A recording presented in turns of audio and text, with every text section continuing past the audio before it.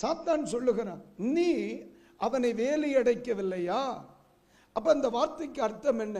உம்முடைய வேலி அவனை சுற்றிலும் இருப்பதினால் நான் அந்த எல்லைக்குள் செயல்பட முடியல.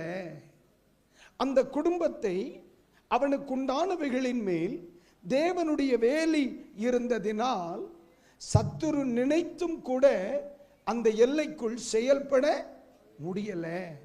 அப்ப இந்த உலகத்தில் தெய்வ மக்களுக்கென்று, ஆண்டவருடைய பிள்ளைகளுக்கென்று, கர்த்தர் அவரை பின்பற்றுகிறவர்களுக்கென்று சில வேலையை வைத்திருக்கிறார். நாம் அநேக நேரங்களில் அது இன்னதென்று அறியாதவர்களாக இருக்கிறோம். அல்லேலூயா.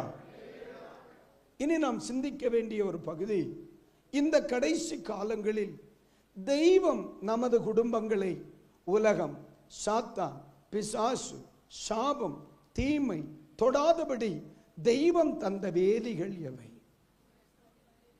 அநேக நேரங்களில் நம்மோடு கூட கர்த்தர் இருக்கிறார். பட் நம் உணர்கிறதை விட சாத்தான் அதை உணர்கிறார்.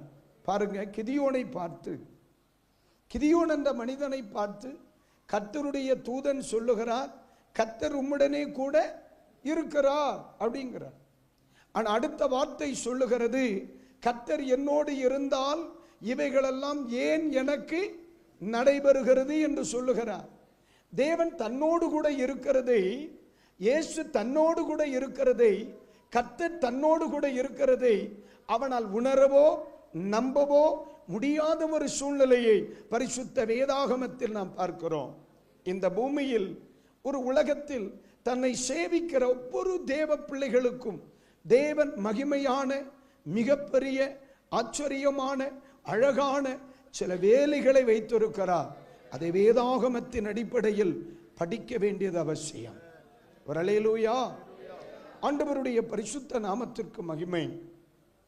இதை நான் உங்களுக்கு சொல்லுவதற்கு முன்னே ஒரு உதாரணம் ஒன்றை நான் உங்களுக்கு சொல்ல வேண்டிய அவசியம் இருக்கிறது.